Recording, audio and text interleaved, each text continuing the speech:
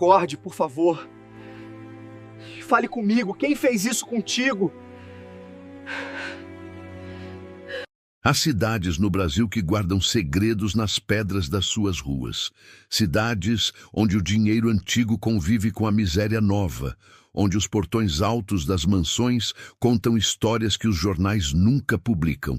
E foi exatamente em uma dessas cidades, encravada entre o interior de Minas Gerais e a modernidade de Belo Horizonte, que a história de Matias Gouvêa começou a se desfazer como papel velho deixado sob a chuva.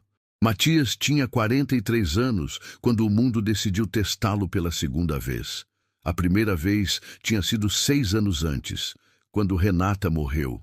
Renata Gouvêa, esposa, companheira, a única pessoa no mundo que conseguia fazer Matias rir de verdade.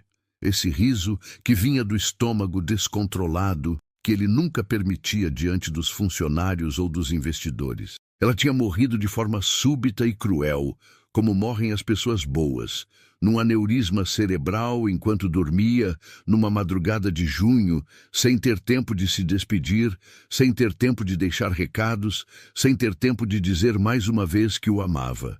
Matias acordou naquela manhã e tentou acordá-la. Ela não acordou, e uma parte dele também não acordou mais. Nos meses que se seguiram, enquanto o mundo girava e os negócios continuavam e as reuniões aconteciam, Matias Gouvêa foi se transformando numa versão endurecida de si mesmo. Não foi uma escolha consciente. Foi como uma crosta que cresce sobre uma ferida, protetora no início, sufocante com o tempo. Ele parou de frequentar os lugares que tinha visitado com Renata. Parou de ouvir as músicas que ela gostava. Parou de falar sobre ela em público, como se o silêncio pudesse, de alguma forma, protegê-lo da dor.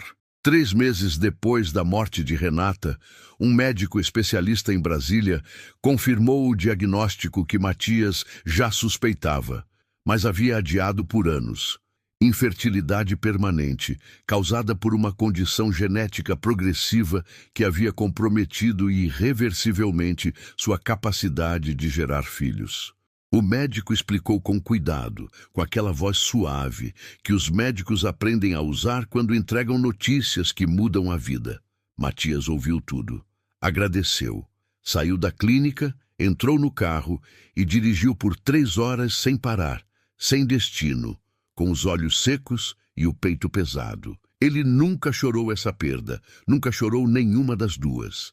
E talvez tenha sido esse acúmulo silencioso que o transformou no homem que era agora, o presidente da Gouvêa Biotech, uma das empresas de biotecnologia mais influentes do Brasil, com ramificações em Portugal, nos Estados Unidos e em 3 países da África. Um homem de terno escuro e fala precisa, que entrava em reuniões com advogados como quem entra numa batalha já vencida, que dormia pouco e trabalhava muito, que não tinha amigos íntimos porque havia aprendido que intimidade é uma vulnerabilidade que o mundo explora. Seus funcionários o respeitavam com aquele respeito que beira o medo. Seus concorrentes o temiam. E ele, no fundo de tudo isso, estava completamente sozinho. Foi no início de novembro, com o céu de Minas carregado daquela umidade densa que precede as chuvas do verão, que Matias Gouvêa tomou a decisão de vender a mansão. A propriedade ficava a uns 40 minutos do centro de Belo Horizonte, numa estrada de terra que cruzava fazendas e pequenos sítios antes de alcançar um portão de ferro preto tomado pelo musgo e pela ferrugem. Eram quase 8.000 metros quadrados de terreno, uma casa principal com 12 cômodos, uma edícula nos fundos e um lago artificial que Renata havia mandado construir porque dizia que água parada traz paz. A mansão estava fechada há 4 anos. Depois da morte de Renata, Matias não conseguia entrar ali. Tentou 2 vezes. Na primeira, chegou até o portão, ficou parado por uns 10 minutos olhando para a casa ao longe e foi embora sem sequer descer do carro. Na segunda, entrou, chegou até a varanda, tocou a madeira velha da moldura da porta e algo dentro dele simplesmente quebrou. Não foi choro.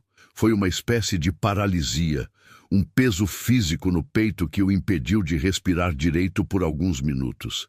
Ele virou as costas, trancou a chave no bolso e nunca mais voltou. Contratou uma empresa para fazer manutenção básica durante 2 anos. Depois parou até isso. A casa ficou ali, esquecida, fechada, acumulando silêncio. Agora, um investidor interessado em transformar a propriedade em um retiro de bem-estar para executivos havia feito uma proposta formal. Era dinheiro bom. Era a chance de tirar do mapa aquele lugar que guardava memórias que Matias não sabia mais como carregar. Seus advogados recomendavam a venda. Seu sócio principal, Ricardo Castelo, um homem de 50 anos com o tato de uma britadeira, foi ainda mais direto. Matias, você precisa fechar esse ciclo. Vende essa casa, investe o dinheiro e para de carregar pedra morta. A expressão o incomodou. Pedra morta. Como se Renata fosse isso. Mas ele sabia que Ricardo tinha razão, pelo menos na parte prática. Então, numa quinta-feira de manhã, Matias Gouveia saiu de Belo Horizonte no seu carro. Um sedã preto discreto, nada de motorista dessa vez. Pegou a BR em direção ao interior, deixou o asfalto e entrou na estrada de terra, e foi até a mansão pela 3ª vez desde que Renata havia morrido. O céu estava baixo. Uma garoa fina pontilhava o para-brisa. As árvores à beira da estrada estavam sacudidas por um vento morno e irregular, daquele que anuncia tempestade sem cumprir a promessa logo. Ele parou diante do portão. Respirou. A ferrugem tinha avançado bastante. O musgo cobria quase toda a parte inferior das grades. Por entre as barras de ferro, a casa aparecia ao longe, enorme e cinza, com as janelas escuras e a vegetação crescida por todos os lados. O jardim que Renata cultivava com tanto cuidado, as roseiras, os ipês, os canteiros de lavanda, havia se transformado numa mata baixa e desordenada. A natureza havia reclamado o que era dela. Matias desceu do carro, tirou a chave do bolso. Abriu o cadeado do portão, que rangeu com uma voz longa e enferrujada, e empurrou as grades com o ombro. Foram necessários 2 esforços firmes para que o portão cedesse, as dobradiças protestando como se a própria casa não quisesse ser perturbada. Ele andou pelo caminho de pedras até a entrada principal. As pedras estavam cobertas de limo. Algumas ervas daninhas brotavam pelas frestas. A copa das árvores formava um teto natural que filtrava a luz cinza do dia em sombras irregulares.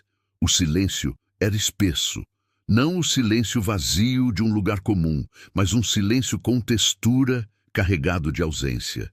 A porta principal abriu com menos resistência do que o portão. Matias entrou. O cheiro foi a primeira coisa. Mofo, madeira velha, o odor específico do tempo acumulado em espaços fechados. A sala de entrada estava exatamente como ele havia deixado. Os móveis cobertos por lençóis brancos, que agora eram cinzas de poeira, o lustre de cristal pendurado no teto coberto por teias de aranha, o piso de madeira fosco e sem brilho.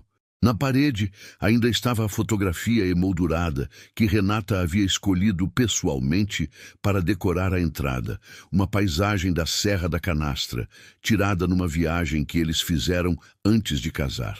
Matias parou diante da foto, olhou por alguns segundos, virou o rosto. Não era o momento para isso.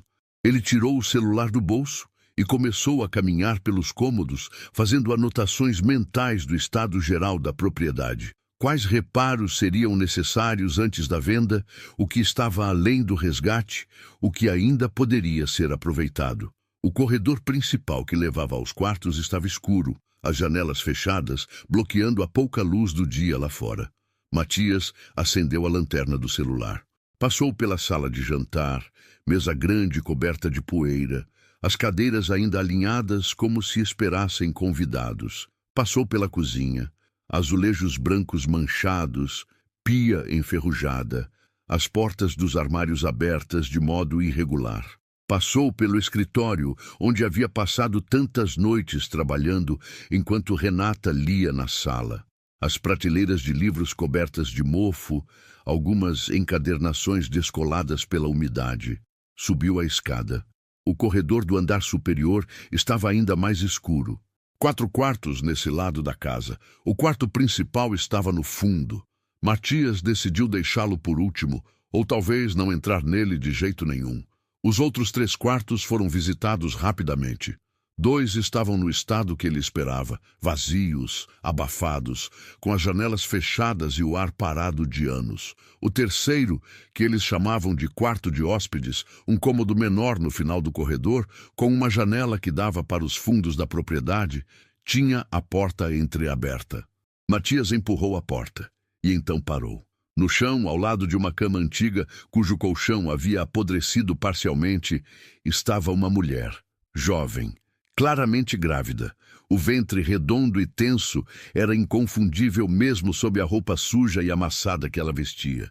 Estava deitada de lado, os joelhos dobrados, os cabelos escuros espalhados pelo piso empoeirado.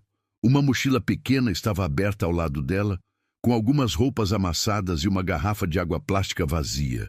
Havia uma vela de soja queimada até o fim, numa lata de alumínio improvisada como castiçal. Matias ficou parado por talvez 2 segundos, que pareceram bem mais longos, processando o que via. Ela estava desacordada. O peito se movia. Estava viva, mas inconsciente. Ele atravessou o quarto em 4 passos e agachou ao lado dela. Tocou o pescoço dela com 2 dedos, pulso fraco, mas presente. A pele estava quente demais, febril.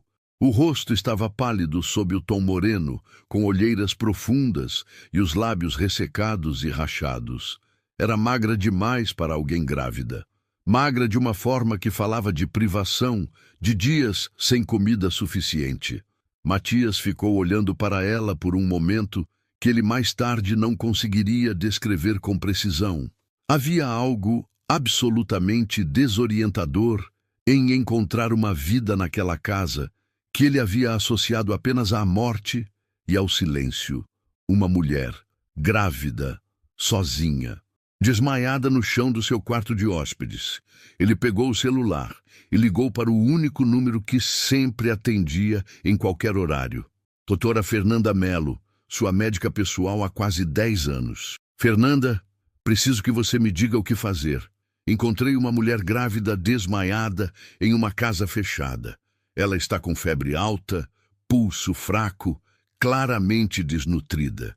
Estou a 40 minutos do centro. A doutora respondeu sem drama. Liga imediatamente para o SAMU, Matias. 192. Não move ela, não tenta acordar. Fica com ela e monitora a respiração. Ele desligou e fez a chamada. Deu o endereço com precisão. Descreveu os sintomas com a objetividade de quem está acostumado a resolver problemas práticos. Depois, voltou a agachar ao lado da jovem e ficou ali. Uma coisa estranha para um homem que normalmente precisava estar fazendo algo o tempo todo. Apenas ficou. Olhou para o rosto dela, para o ventre, para a mochila com as poucas pertences. Alguém havia dormido nessa casa abandonada por mais de uma noite. As velas gastas e a organização mínima do espaço sugeriam isso. Havia uma pequena reserva de bolachas de água e sal numa embalagem plástica perto da mochila, metade consumida. Havia um cobertor velho, provavelmente encontrado em algum armário da casa, dobrado no canto. Ela havia planejado ficar ali. Havia escolhido esse lugar especificamente. Enquanto esperava o SAMU, Matias ficou olhando para essa mulher desconhecida e tentou construir uma narrativa que explicasse o que via. Fugindo de alguém, claramente. Sem dinheiro, provavelmente. Sozinha, com certeza. Com um bebê crescendo dentro dela e nenhum lugar seguro para ir.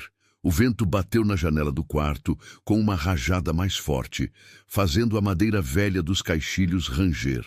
Lá fora, as primeiras gotas da chuva que havia ameaçado o dia inteiro finalmente começaram a cair. A ambulância levou 19 minutos para chegar. Matias passou esses 19 minutos ao lado dela, verificando a respiração de tempos em tempos, sem tomar mais nenhuma providência além disso. Quando os paramédicos subiram as escadas e entraram no quarto, ele se afastou para deixá-los trabalhar. Eram 2 profissionais eficientes. Verificaram os sinais vitais, colocaram uma máscara de oxigênio, instalaram um acesso venoso com fluidos rapidamente. Está com febre de 39,2, disse um deles. Pressão baixa, sinais de desidratação severa, e ela está desnutrida. Hemoglobina provavelmente no chão. Uma pausa. Quantos meses de gestação você sabe? Não sei nada sobre ela, respondeu Matias. Encontrei assim. Os 2 paramédicos trocaram um olhar breve. Aquele olhar profissional que não emite julgamento, mas registra tudo. Prepararam a maca. Com movimentos treinados, deslocaram a jovem para a maca com cuidado. Foi nesse momento, no instante em que os paramédicos a movimentaram, que ela abriu os olhos. Eram olhos escuros, grandes, desorientados. Ela olhou para o teto do quarto por 1 segundo. Depois olhou para um dos paramédicos. Depois, por alguma razão que Matias nunca soube explicar, olhou diretamente para ele, que estava parado alguns metros atrás, encostado na parede, observando. Nos seus olhos havia medo. Não o medo de quem está confusa após desmaiar. Era um medo mais antigo, mais enraizado, o medo de quem foi perseguida, o medo de quem aprendeu que estranhos são uma ameaça. Não, ela disse, fraca, rouca, a voz de quem não bebia água suficiente há dias. Não, me deixa ficar. Precisamos te levar ao hospital, disse o paramédico com calma. Você e o bebê precisam de cuidados urgentes. Não posso ir ao hospital. A voz dela estava mais urgente agora, apesar de fraca. Ela tentou sentar na maca e não conseguiu. Os braços não tinham força. Não podem saber onde eu estou. Por favor. Matias deu um passo à frente sem planejar. Foi um impulso que ele analisou mais tarde e nunca conseguiu explicar completamente. Talvez fosse a lógica pura de que uma mulher grávida com febre de 39 graus precisava de tratamento, fosse quem fosse. Talvez fosse algo mais. Ele não sabia. Você vai ao hospital, disse ele. E havia no tom da sua voz aquela qualidade específica que seus funcionários reconheceriam imediatamente. Não era ameaça, não era ordem bruta, era simplesmente a absoluta certeza de quem está acostumado a ter razão. Mas vai com total discrição. Nenhuma entrada no sistema público, clínica particular, quarto privativo, nada registrado sem a sua autorização. Ele olhou para os paramédicos. Podem levar ao Hospital Santa Lúcia, Belo Horizonte. Eu sigo no meu carro. Os paramédicos olharam para ele com aquela atenção específica de quem reconhece a autoridade, mesmo sem entender seus títulos. A jovem olhou para Matias por um longo momento. Os olhos dela, cheios daquele medo velho e enraizado, passaram por algum processo interno que ele não conseguia ler. Então ela fechou os olhos e virou o rosto para o teto.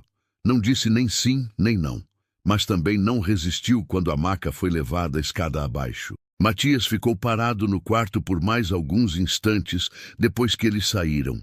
O silêncio voltou, agora diferente, alterado, como o silêncio que fica depois que algo importante acontece. Ele olhou para o cantinho onde ela havia dormido, a vela gasta, a garrafa de água vazia, as bolachas de água e sal, o cobertor velho dobrado. Saiu do quarto, desceu as escadas, atravessou a sala de entrada sem olhar para a fotografia da Serra da Canastra. Fechou a porta principal. Andou até o carro pela trilha de pedras molhadas, sob a chuva que havia finalmente chegado de verdade. Entrou no carro, ligou o motor, ligou para Fernanda Mello enquanto saía pela estrada de terra. Vou precisar da sua ajuda. Tenho uma paciente sendo levada para o Santa Lúcia, grávida, febre alta, desnutrição severa, precisa de um obstetra confiável e de total discrição. Você conhece alguém lá? Matias. Fernanda. Uma pausa. Depois, sim, conheço a doutora Adriana Campos. Ela é excelente. Pode ligar para ela agora? Posso. Mas Matias, quem é essa mulher? Ele ficou olhando para a estrada molhada por um momento antes de responder. Ainda não sei, disse ele, mas vou descobrir.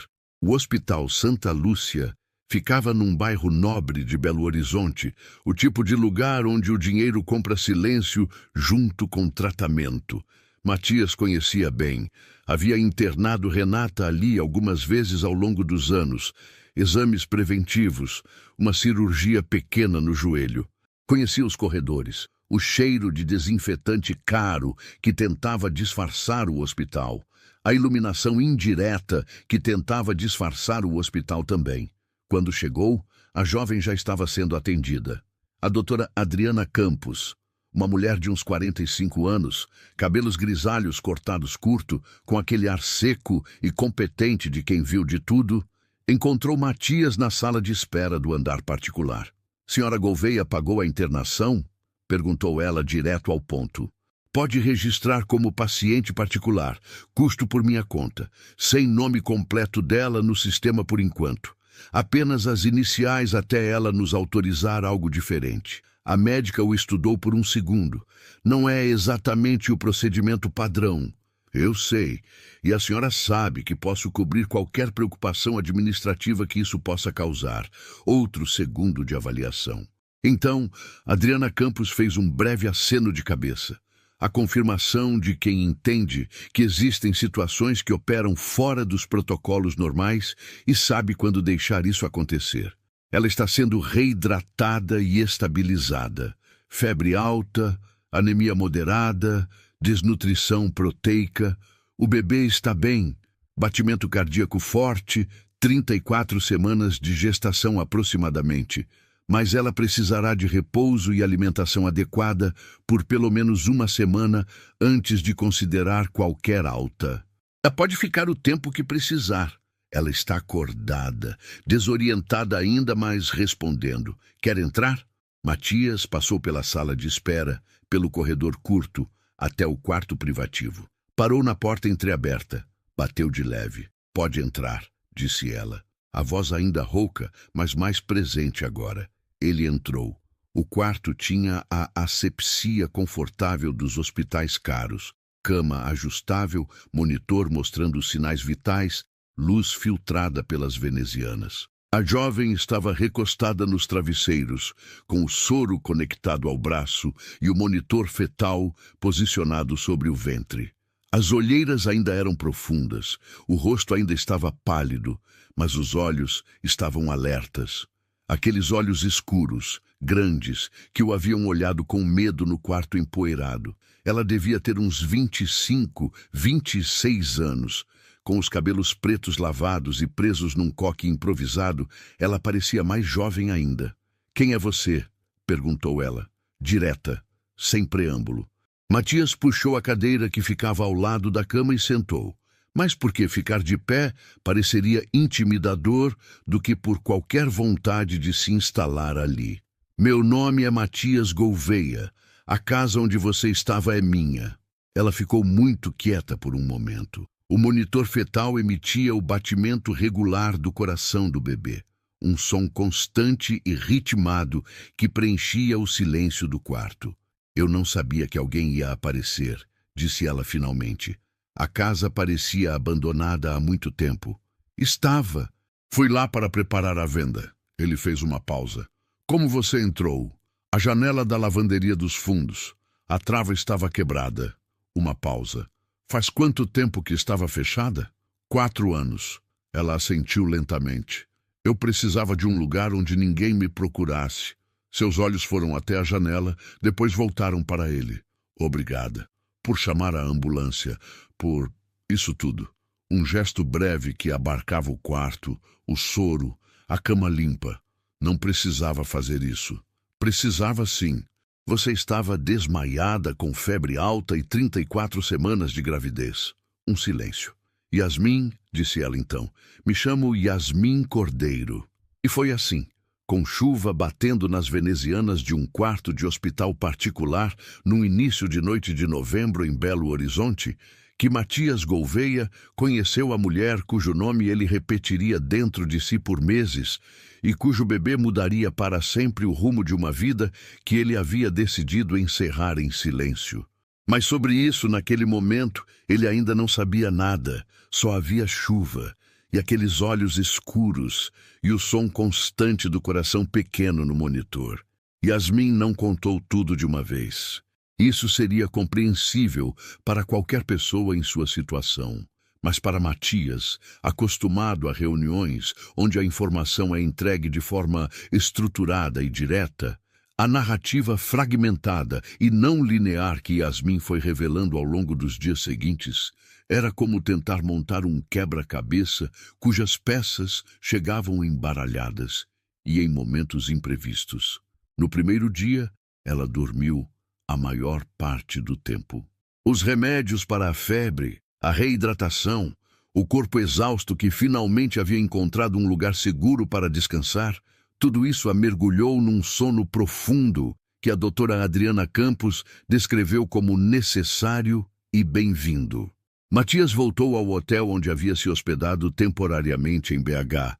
Havia cancelado a volta a Brasília, onde sua sede principal ficava, sem dar uma explicação satisfatória à sua assistente Cláudia, que era profissional demais para insistir, mas claramente confusa demais para não registrar o estranhamento.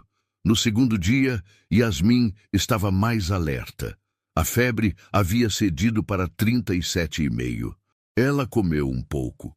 Com a relutância de quem passou tempo demais sem comer regularmente, e o estômago havia se contraído de desconfiança. Quando Matias apareceu naquela tarde, ela estava sentada na cama, olhando pela janela com aquela expressão específica de quem está processando muita coisa ao mesmo tempo. Ele trouxe um suco de laranja natural e colocou na mesinha de cabeceira sem comentar. Ela olhou para o suco, depois para ele. Você aparece aqui todo dia. Sim. Por quê? Ele considerou a pergunta. Era uma pergunta razoável. Ele mesmo havia se feito a mesma pergunta no hotel, na noite anterior, olhando para o teto enquanto tentava dormir. Por que continuava aparecendo? Havia providenciado o hospital, havia garantido a discrição. Tecnicamente, seu papel nessa história estava cumprido. Podia mandar um representante para cobrir eventuais custos e seguir com a venda da mansão e com a sua vida. Mas ele continuava aparecendo. Porque encontrei você na minha propriedade, disse ele finalmente, e porque claramente você está em algum tipo de situação que eu ainda não entendo completamente. E você precisa entender tudo completamente? Geralmente sim. A resposta foi direta o suficiente para arrancar dela um sorriso minúsculo, o primeiro que ele havia visto no rosto dela, e que desapareceu quase na mesma velocidade em que apareceu. Você é rico, disse ela. Não era uma pergunta. Sim, muito rico. Depende do padrão de comparação. Ela olhou para ele com aquele olhar que avalia. O tipo que pode pagar 1/4 de hospital particular sem precisar perguntar o preço. O tipo que aparece e as coisas acontecem. Uma pausa. O tipo que as pessoas temem. Matias não respondeu imediatamente. Havia algo na análise dela, direta, despida de cerimônia, que o desarmava de uma forma que ele não estava acostumado. A maioria das pessoas ao redor de Matias Gouveia ou o bajulava, ou o temia, ou fazia as duas coisas alternadamente. Yasmin Cordeiro, com 34 semanas de gravidez, desnutrida e conectada a um soro num quarto de hospital, o olhava como se estivesse simplesmente registrando um dado do mundo. De onde você veio? Perguntou ele. E foi aí que ela começou a contar. Yasmin havia crescido em Santos, no litoral de São Paulo. Filha de mãe solo, uma mulher chamada Dona Terezinha, que trabalhava como cozinheira num restaurante na Orla, e criou Yasmin e o irmão mais novo, Vinícius, com a combinação específica de esforço e amor, que é o idioma das mães que não têm outro recurso além de si mesmas. O pai havia sumido quando Yasmin tinha 7 anos. Não morreu, simplesmente foi, como vão algumas pessoas que confundem família com uma responsabilidade opcional. Yasmin Era inteligente. Esse tipo de inteligência prática e rápida que se desenvolve quando a vida não te dá muita margem para errar. Fez escola pública, tirou boas notas, conseguiu uma vaga numa faculdade particular em São Paulo com bolsa do ProUni. Enfermagem. 2 anos de faculdade. Depois a mãe ficou doente. E os custos da doença absorveram tudo, e Yasmin teve que trancar o curso para trabalhar mais horas, e o trancamento virou cancelamento, e o sonho de ser enfermeira ficou guardado numa gaveta mental que ela abria de vez em quando com aquela mistura específica de saudade e resignação. Aos 22 anos, ela estava trabalhando como recepcionista e auxiliar administrativa, numa clínica de saúde reprodutiva em São Paulo. A Clínica Reprodutiva Esperança, que ficava num prédio elegante no Itaim Bibi e que atendia casais com dificuldades para engravidar. Era um trabalho bem remunerado para o seu nível de formação. A clínica era discreta, os clientes eram ricos, os procedimentos eram caros e o ambiente era moderno. No início, parecia um bom lugar para trabalhar. Yasmin parou nesse ponto da narração e olhou para o suco de laranja na mesinha. Pegou o copo, bebeu lentamente. Matias esperou.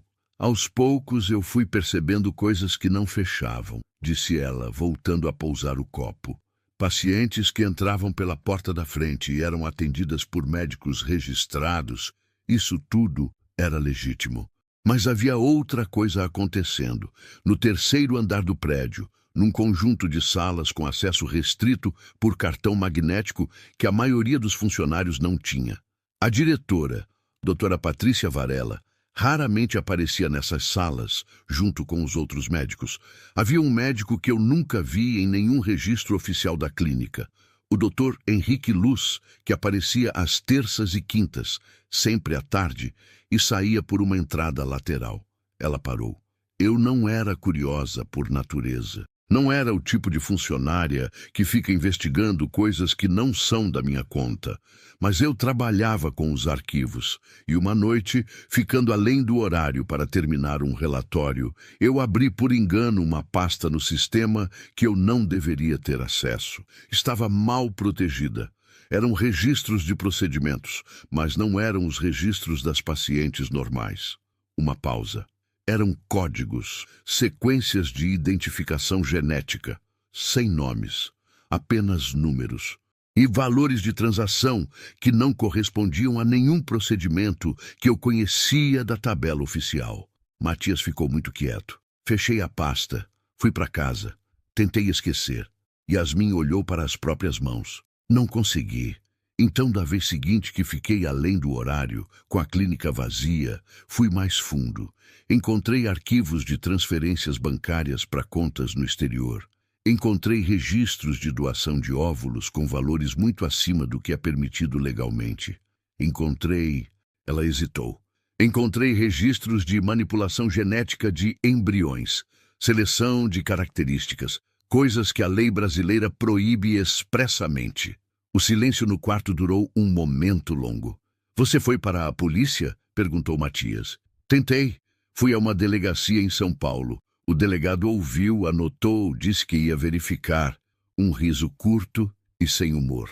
2 semanas depois, a doutora Patrícia me chamou na sala dela e me demitiu.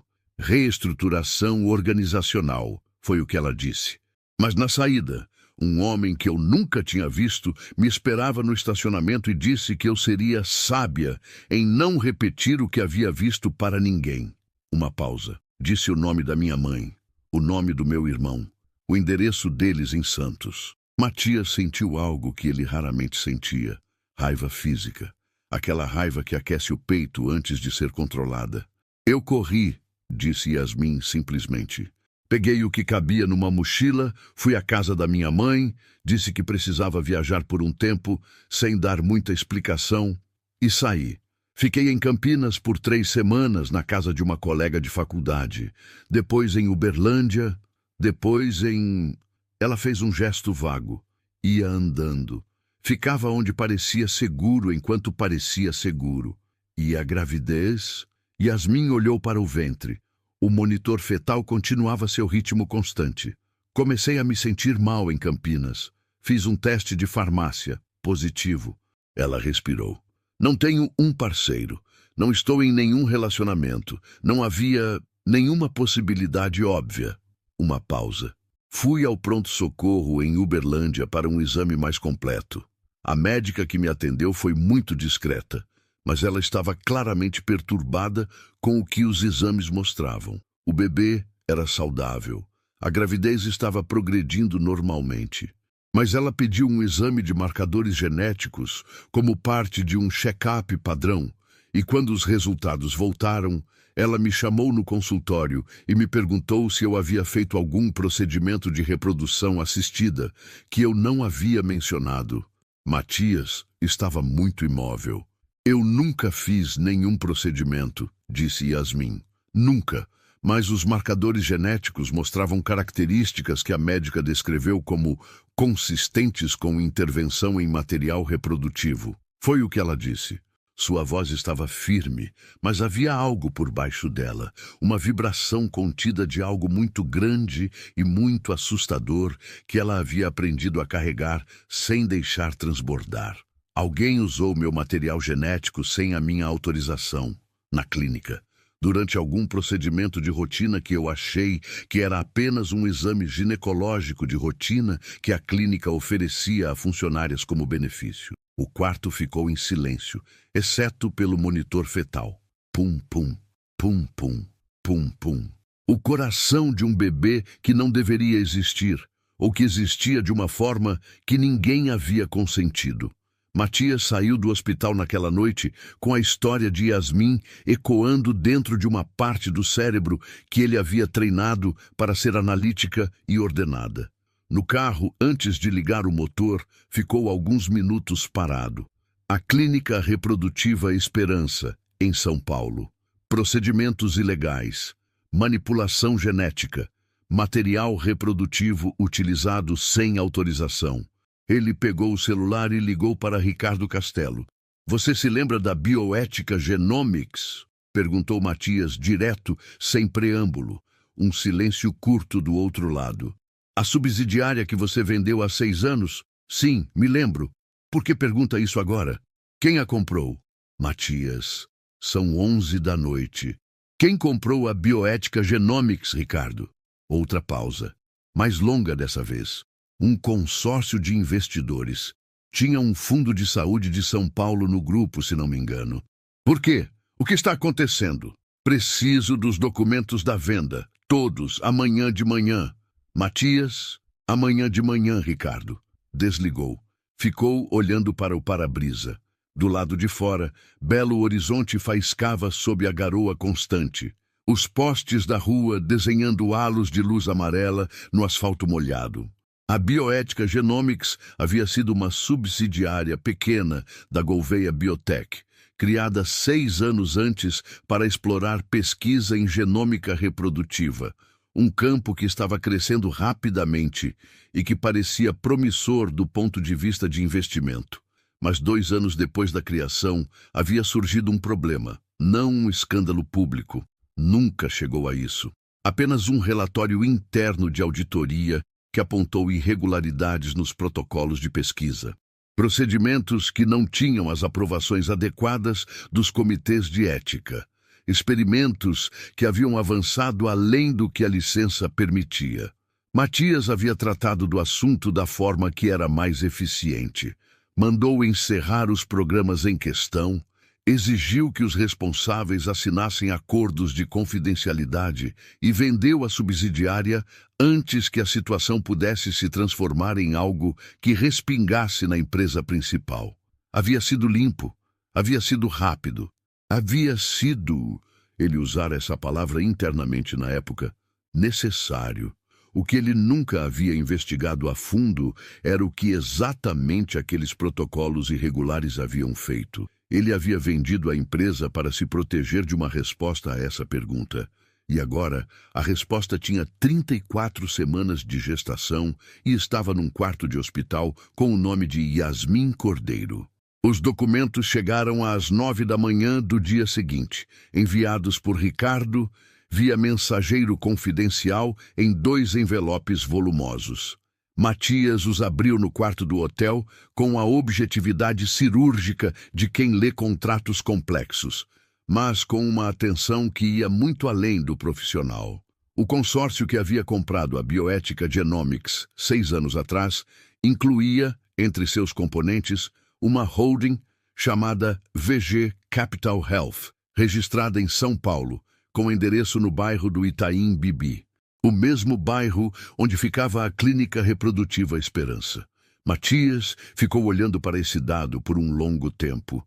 Depois pegou o celular e ligou para o seu diretor jurídico, Dr. Fernando Alves, um homem de 50 anos que conhecia todos os esqueletos de todos os armários da Gouveia Biotech e que era pago muito bem para mantê-los trancados. Fernando, preciso que você levante tudo o que existe sobre uma empresa chamada VG Capital Health, São Paulo, Itaim Bibi, e sobre uma Clínica Reprodutiva Esperança no mesmo bairro, conexões societárias, histórico de registros, qualquer irregularidade em documentos públicos, com descrição total. Matias, posso perguntar o contexto? Não ainda. Uma pausa do lado de lá. Depois, tudo bem, dá até amanhã. Matias desligou. Ficou sentado na beira da cama do hotel, com os documentos espalhados ao redor e o laptop aberto mostrando registros da junta comercial, que havia acessado por conta própria durante a madrugada. Havia um buraco no centro de uma história que ele havia decidido 6 anos atrás não precisar conhecer completamente. E no centro desse buraco havia uma criança que ainda não havia nascido. Nessa tarde, quando Matias voltou ao hospital, Yasmin estava dormindo. Ele ficou alguns minutos na porta do quarto, olhando para ela sem entrar, a barriga redonda sob o cobertor fino, o rosto relaxado pelo sono, sem a vigilância constante que marcava seus momentos acordados. Havia algo quase doloroso na vulnerabilidade do sono alheio. Ele foi até a sala de espera do andar, pediu um café para a enfermeira do posto, sentou numa das cadeiras de couro bege e ficou pensando enquanto a tarde escurecia pela janela. A doutora Adriana Campos apareceu perto das 5. Posso falar com a senhora sobre o caso dela? Perguntou Matias. A médica puxou uma cadeira e sentou com aquele ar direto que era a sua marca. Tecnicamente, ela precisa autorizar qualquer discussão. Ela autorizou. Ontem. Havia pedido isso a Yasmin especificamente. Adriana assentiu. Clinicamente, ela está evoluindo bem. A febre cedeu, a hidratação está normalizada, a anemia está respondendo à suplementação. O bebê está em posição normal, batimento cardíaco regular. Com repouso e alimentação adequada, ela pode estar em condições de receber alta em 5 a 6 dias. A gestação chegou a termo em torno de 6 semanas. Uma pausa. Mas fiz alguns exames adicionais e há um resultado que eu precisava discutir com alguém. Comigo. A médica o olhou com aquela atenção avaliativa. Você autorizou todos os custos. E ela me disse que foi você quem encontrou ela. Adriana escolheu as palavras com cuidado. Os exames genéticos de rotina da gravidez mostraram algo incomum. Os marcadores genéticos do bebê incluem sequências que são altamente específicas. O tipo de especificidade que a gente vê em material genético de alta caracterização, não em concepção espontânea comum. Matias esperou.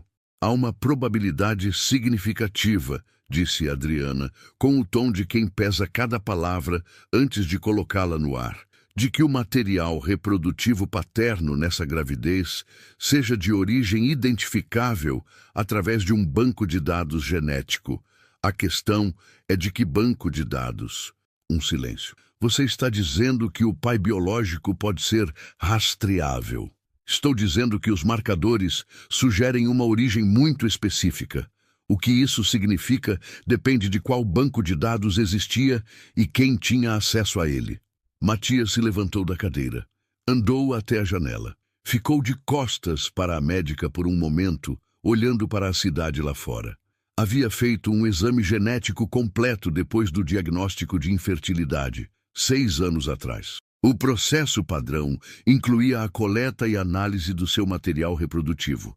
Esse material havia ficado armazenado num laboratório. Qual laboratório?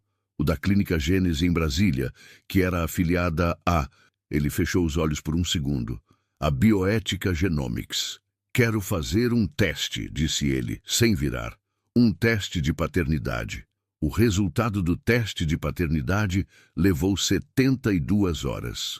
Matias passou essas 72 horas em Belo Horizonte, fazendo algo que raramente fazia, esperando sem controle sobre o resultado. Trabalhou remotamente, atendeu reuniões por videoconferência, assinou documentos que Cláudia enviava com eficiência inabalável. Mas havia uma parte da sua atenção que estava permanentemente ancorada naquelas 72 horas, num relógio interno que contava o tempo para uma resposta que poderia confirmar o impossível. Voltava ao hospital 2 vezes por dia, de manhã mais brevemente.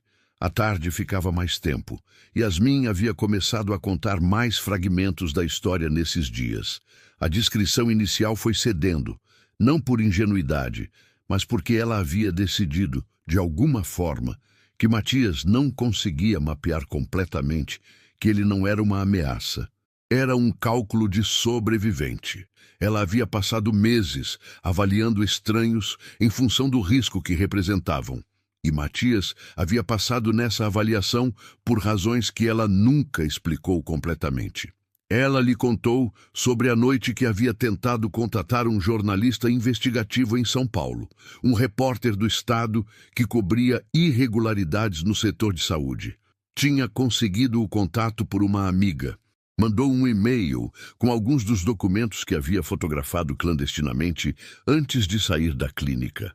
2 dias depois, o jornalista respondeu dizendo que havia recebido uma ligação do departamento jurídico de um escritório de advocacia muito grande e que, por razões que ele lamentava, não poderia prosseguir com a pauta. Ela lhe contou sobre a tentativa de contatar o Conselho Federal de Medicina, uma ligação anônima para a ouvidoria que resultou em um silêncio absoluto de retorno.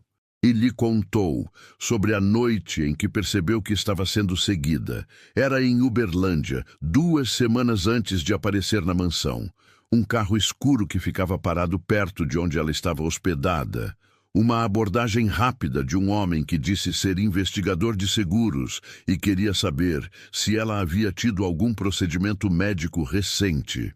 As perguntas eram específicas demais para ser coincidência. Ela havia saído de Uberlândia naquela mesma noite, num ônibus de madrugada, sem destino definido. Desceu em Betim, depois pegou outro ônibus. Foram 2 dias de movimento até chegar perto de Belo Horizonte, exausta, com dinheiro quase esgotado, e lembrar de uma conversa que havia tido meses antes com uma colega de trabalho que mencionou ter passado um fim de semana numa propriedade rural isolada em Minas. Uma mansão que ficava fechada há anos porque o dono não aparecia. Não era um plano, era o único porto que apareceu quando tudo o mais havia fechado. Na tarde do 3º dia, a doutora Adriana Campos chamou Matias ao seu consultório no hospital, sem Yasmin presente. Colocou um envelope sobre a mesa. Matias o abriu, leu o resultado, leu de novo. Ficou olhando para o papel por um tempo que ele seria incapaz de quantificar. Havia números, percentuais, sequências de código que ele não entendia completamente, e uma linha ao final que qualquer pessoa com qualquer nível de instrução entenderia sem dificuldade. Probabilidade de paternidade biológica, 99,97%. Ele dobrou o papel com cuidado, colocou de volta no envelope. Pôs o envelope no bolso interno do paletó. Ela sabe? Perguntou. Ainda não. Você foi o primeiro a ler. Ele assentiu. Quando você for falar com ela, preciso estar presente. Bum! Dizer a Yasmin não foi como Matias havia imaginado. Embora ele não soubesse bem o que havia imaginado. Talvez uma reação mais dramática. Talvez um colapso. Yasmin era jovem. Estava grávida. Estava sozinha. Estava com medo, e acabava de ouvir que o pai biológico do seu filho era um homem que ela havia conhecido há 4 dias num quarto de hospital. Em vez disso, ela ficou completamente quieta. Ficou olhando para o monitor fetal por um longo momento. Depois, olhou para Matias, que estava parado perto da janela, sem saber bem o que fazer com o próprio corpo. Depois, olhou para a doutora Adriana, que estava sentada ao lado da cama, com o rosto profissional e cuidadoso. Como? Disse Yasmin finalmente. Não era uma pergunta de espanto, era uma pergunta técnica. Ela queria entender o mecanismo. A doutora Wada. Adriana explicou.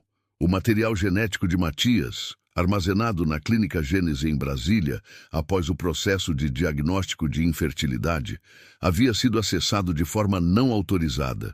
A Clínica Gênese era afiliada à Bioética Genomics, que havia sido subsidiária da Gouveia Biotech antes de ser vendida ao consórcio, que incluía a VG Capital Health. Em algum ponto desse fluxo de propriedade e acesso, o material havia sido utilizado, sem o consentimento de Matias, sem o consentimento de Yasmin, em um procedimento que ela havia recebido como exame ginecológico de rotina na Clínica Reprodutiva Esperança. A lógica por trás disso, a doutora Adriana explicou com cautela, era provavelmente comercial. O material genético de um homem com o perfil de Matias, saudável, inteligente, bem-sucedido, com marcadores genéticos favoráveis, tinha valor no mercado ilegal de reprodução assistida. Havia famílias ricas que pagavam somas enormes por material reprodutivo de origem privilegiada. Yasmin, jovem e saudável, havia sido usada como recipiente sem saber. Foi a palavra recipiente que fez Yasmin fechar os olhos. Matias deu um passo em direção à cama. Parou. Não sabia o que dizer e havia aprendido ao longo dos anos que era melhor não dizer nada do que dizer a coisa errada. Mas Yasmin abriu os olhos antes que ele precisasse decidir. Eu ouvi o coração dele por semanas, disse ela, com a voz baixa e muito controlada. Todas as noites, na casa de todo mundo que me hospedou, eu colocava a mão na barriga e ficava ouvindo ele se mover. Eu já escolhi o nome. Uma pausa. Ele continua sendo meu filho. Isso não muda. Não, disse Matias. Não muda. O silêncio, depois disso, tinha uma qualidade diferente de todos os silêncios anteriores. Não era desconfortável. Era o silêncio de pessoas que acabaram de atravessar uma fronteira que não existe no mapa e que estão paradas do outro lado tentando entender o que há lá. Àquela altura, os advogados de Matias já sabiam que algo estava acontecendo. Não os detalhes, mas o suficiente para ficar preocupados. Naquela noite, o seu telefone recebeu uma ligação de Dr. Fernando Alves, que começou como relatório e rapidamente se transformou em algo que se aproximava de pânico controlado. Matias, a VG Capital Health está diretamente ligada à Clínica Reprodutiva Esperança em São Paulo. Mas há mais. A Clínica Esperança é parte de uma rede de 3 clínicas em diferentes estados: São Paulo, Rio de Janeiro e Goiás, todas operando sob nomes diferentes, mas com estrutura societária conectada.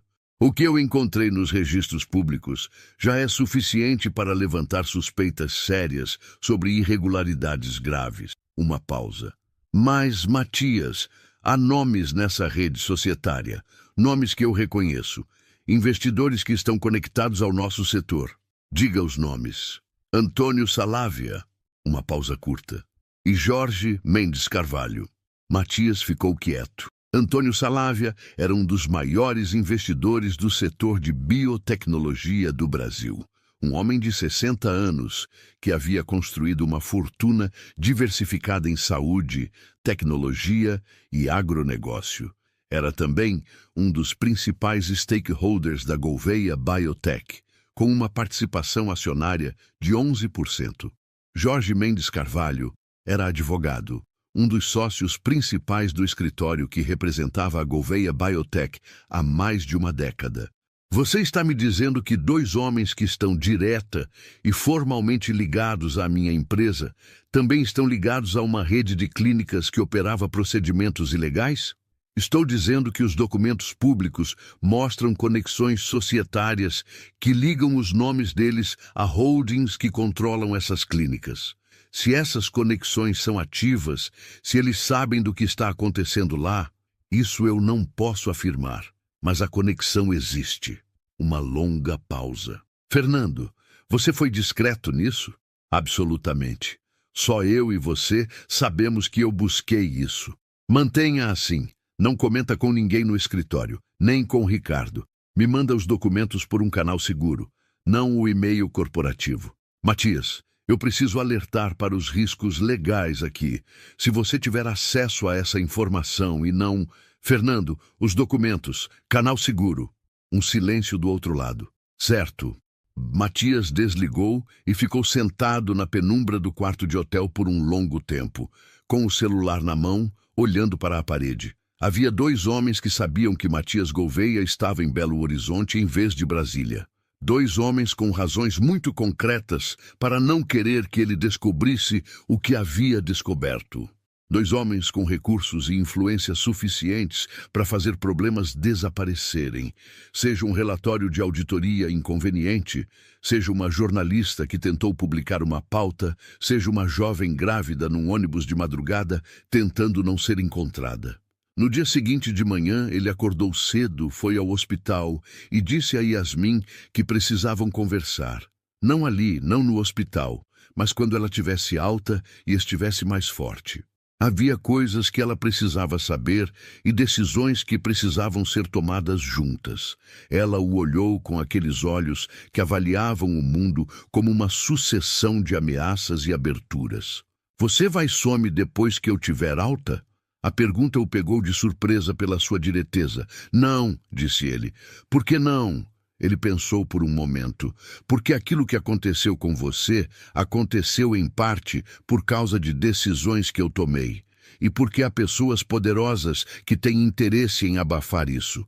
E porque eu não me afasto de um problema que eu ajudei a criar. Ela ficou olhando para ele. Você é diferente do que eu pensei quando te vi pela primeira vez. O que você pensou quando me viu pela primeira vez? Pensei que você era mais um homem rico que ia me olhar como um problema a resolver. Uma pausa. Você ainda pode ser isso, mas ainda não tenho certeza. Matias não respondeu. Havia honestidade nessa desconfiança que ele não ia contra-argumentar com palavras. Na tarde seguinte, o 4º dia de internação de Yasmin, o telefone de Matias recebeu uma mensagem de um número que ele não reconhecia, com apenas um texto. Você deveria se afastar do caso. Há formas de proteger seu legado que não envolvem o que você está fazendo. Pense bem. Ele ficou olhando para a mensagem por um longo momento. Depois, tirou o chip do celular, colocou num envelope e ligou para Cláudia pelo telefone fixo do hotel, pedindo para que mandassem um aparelho novo e limpo, com chip diferente, apenas para uso interno da empresa. Depois ligou, pelo telefone do hotel, para o único homem que ele conhecia que entendia tanto de segurança quanto de discrição. Rogério Dantas, ex-delegado federal, agora à frente de uma empresa de inteligência corporativa em Brasília, que havia prestado serviços para a Gouveia Biotech em algumas ocasiões anteriores. Rogério, preciso de você em Belo Horizonte. Amanhã, nível máximo de discrição. Uma pausa. E traga sua equipe melhor. Rogério Dantas chegou a Belo Horizonte num voo da manhã, acompanhado de 2 pessoas da sua equipe. Uma analista de dados chamada Paula e um especialista em segurança operacional chamado Marcos, que falavam pouco e faziam muito, o tipo de profissional que você não vê até precisar deles. A reunião aconteceu num apartamento alugado que Matias havia providenciado para substituir o hotel. Mais privado, mais controlado, menos visível. Rogério ouviu tudo com a atenção de quem processa informação como um sistema de filtragem, sem expressão visível, sem interrupções, catalogando cada dado. Quando Matias terminou, Rogério ficou em silêncio por quase 1 minuto. Você entende que o que você está descrevendo é uma operação estruturada, disse finalmente. Não é um ator isolado. É uma rede com múltiplos níveis, clínicas, financiadores, estrutura jurídica de proteção.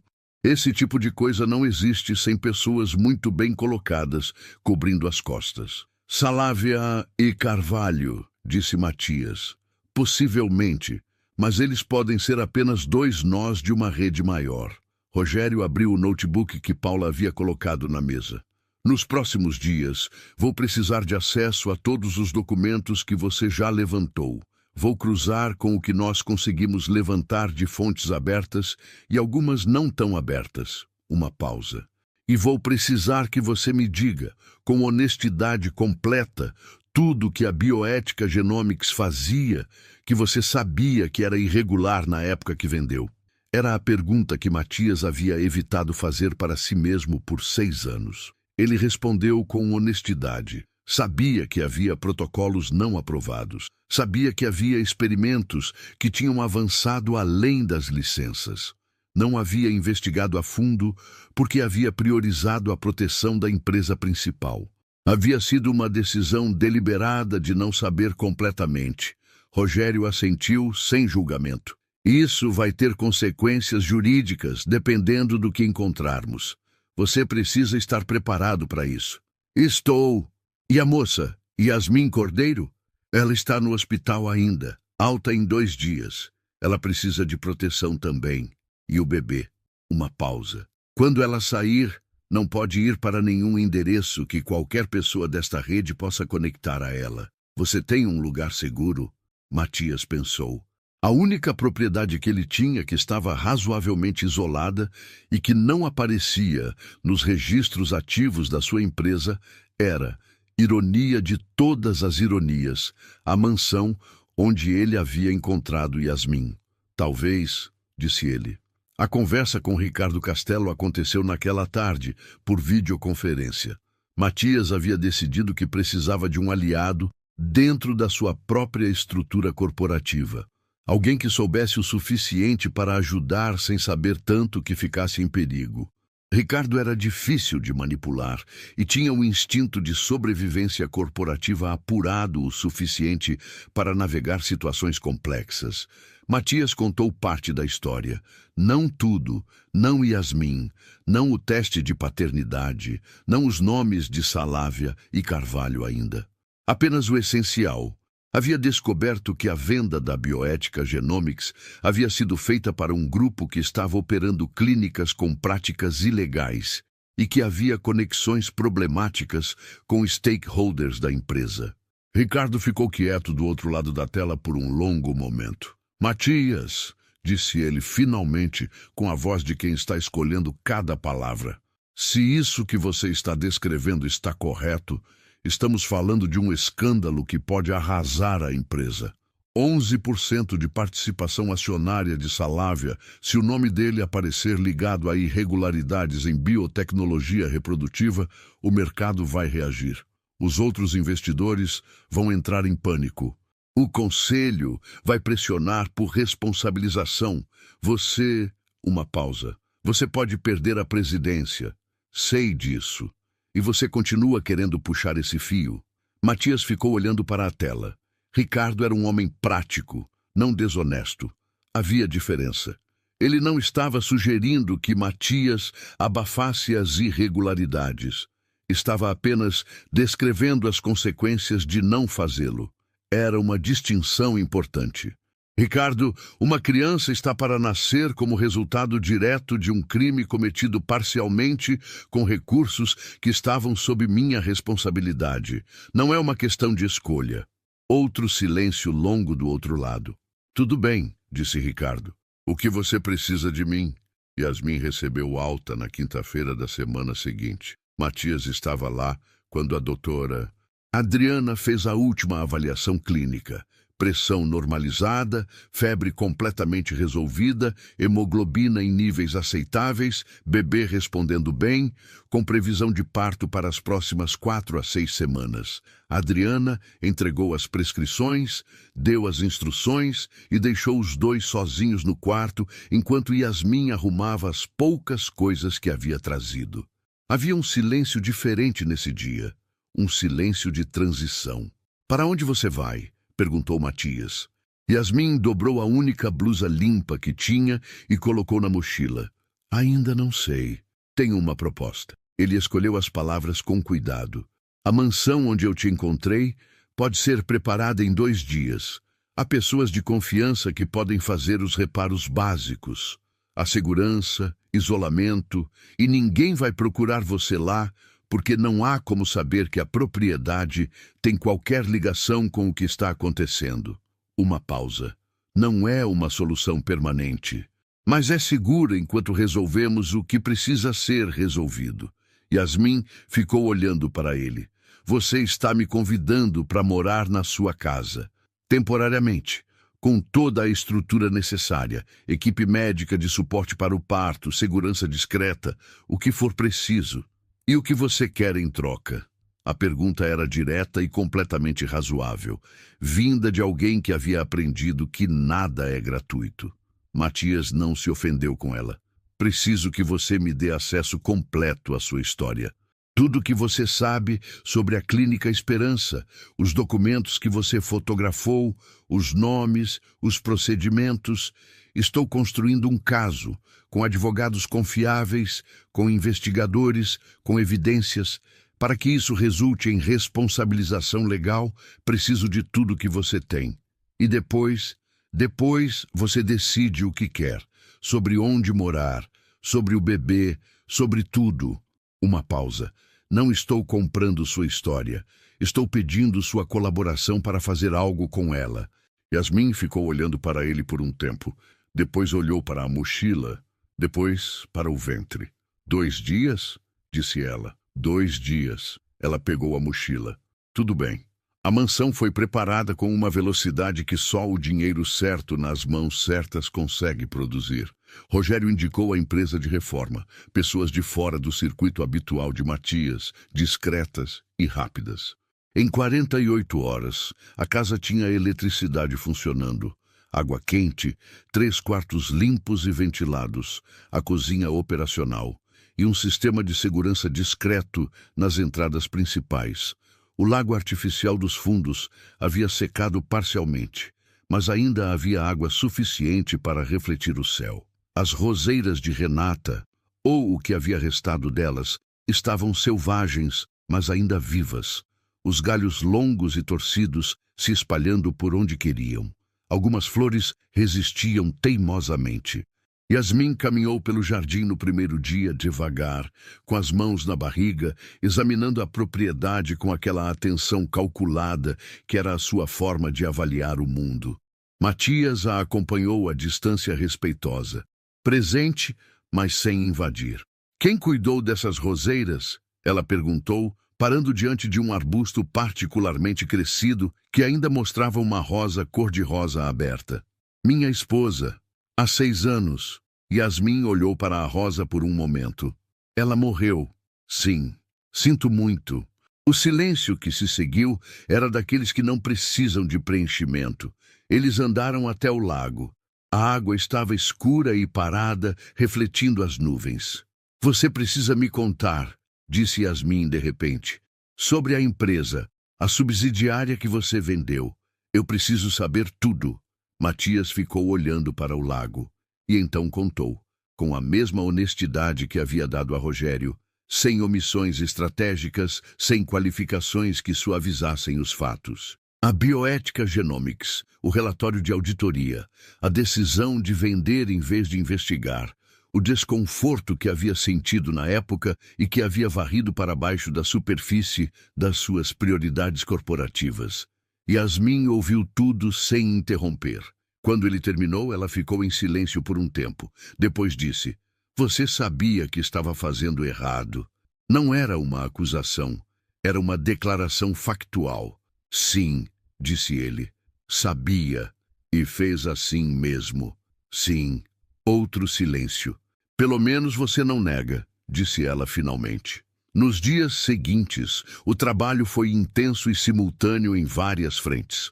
Paula, a analista de Rogério, trabalhou com Yasmin durante horas, reconstituindo todos os detalhes que ela havia memorizado dos arquivos da Clínica Esperança. Sequências de números, nomes de médicos, procedimentos, datas. Yasmin tinha uma memória visual excepcional. O tipo de memória que se desenvolve em pessoas que crescem aprendendo que a atenção aos detalhes pode ser uma questão de sobrevivência. Ela reconstitui fragmentos de documentos com uma precisão que deixou Paula visivelmente impressionada. Marcos, o especialista em segurança, instalou câmeras perimétricas discretas e estabeleceu protocolos de comunicação seguros. A propriedade tinha apenas uma entrada pela estrada principal e uma saída pelos fundos por um caminho de serviço que dava numa estrada secundária, ambas monitoradas. Fernando Alves viajou de Brasília para uma reunião presencial que durou quase 6 horas. Ele trouxe um colega, Dr. Cristiano Braga, especialista em direito sanitário e crimes corporativos, que estudou os materiais e foi direto. Havia evidências suficientes para acionar o Ministério Público Federal, o Conselho Federal de Medicina e a Vigilância Sanitária simultaneamente. A questão não era se havia base legal para agir. A questão era a resistência institucional que poderia ser ativada pelos nomes envolvidos. Salavea tem relações com 3 deputados federais e um senador que são membros de comissões relevantes, disse Cristiano Braga, com a precisão de quem havia mapeado o terreno antes de entrar. Carvalho tem 40 anos de prática e metade do Judiciário de São Paulo conhece o nome dele. Isso não é impossível de superar, mas precisamos de uma estratégia que tire o máximo de valor do elemento surpresa. Se eles souberem que estamos construindo um caso antes de apresentarmos, vão ter tempo para construir a defesa. Quanto tempo precisamos? Perguntou Matias. 3 semanas para montar um pacote que seja incontornável, com todas as evidências corroboradas, testemunhos documentados, cadeia de custódia impecável. Matias olhou para Yasmin, que estava presente na reunião. Ela assentiu. 3 semanas, disse Matias, mas nem tudo podia ser controlado. Na segunda semana, numa tarde de quarta-feira em que Matias estava numa chamada de videoconferência com Ricardo, discutindo como manejar a situação acionária, Yasmin entrou na sala onde ele trabalhava com o laptop com o rosto diferente. Não com medo, mas com aquela expressão específica de quem acabou de descobrir algo. Ela colocou o celular de Paula, emprestado para acesso seguro, na mesa diante dele. Na tela estava uma notícia de Portal de Saúde de São Paulo, publicada horas antes. Clínica no Itaim Bibi passa por vistoria da Vigilância Sanitária após denúncia anônima. Era a Clínica Reprodutiva Esperança. Matias leu a notícia rapidamente. A vistoria havia sido motivada por uma denúncia anônima sobre irregularidades em procedimentos. Mas a cobertura era vaga, o tipo de cobertura que aparece quando alguém vaza uma informação calculada para assustar sem revelar tudo. A clínica havia ficado fechada durante a vistoria, um dia apenas, e estava reaberta. Eles sabem que tem algo acontecendo, disse Yasmin. Estão se movendo. Sim, Matias ficou olhando para a notícia. Alguém fez uma denúncia estratégica para ver como a vigilância reagia, para medir quanto já estava nas mãos das autoridades. Uma pausa. Isso nos dá menos tempo. Ele ligou imediatamente para Cristiano Braga. Vi a notícia, disse o advogado, antes de Matias falar. Precisamos acelerar. Tenho 2 semanas de trabalho para compactar em uma, mas pode ser feito. Faça. Desligou. Ficou de pé perto da janela da sala, olhando para o jardim. Lá fora, Yasmin havia saído novamente. Ele podia vê-la andando devagar perto do lago, com as mãos na barriga como sempre, os cabelos presos, o sol da tarde recortando a sua silhueta arredondada contra a água escura. Havia algo estranho em ter aquela cena do lado de fora da sua janela. A mansão, que havia sido apenas silêncio e ausência por 4 anos, agora tinha movimento, tinha calor humano. Tinha o som de conversas ao longe e de passos nos corredores. Havia comida na cozinha. Havia luz acesa à noite em mais de um cômodo. Matias ficou olhando para Yasmin lá fora e tentou examinar o que sentia com a objetividade que havia aplicado a tudo na sua vida durante os últimos 6 anos. Havia responsabilidade. Isso era claro e nomeável. Havia a obrigação concreta de um homem cujo material genético havia sido utilizado sem consentimento. Havia o peso moral de escolhas passadas, chegando a cobrar seu preço.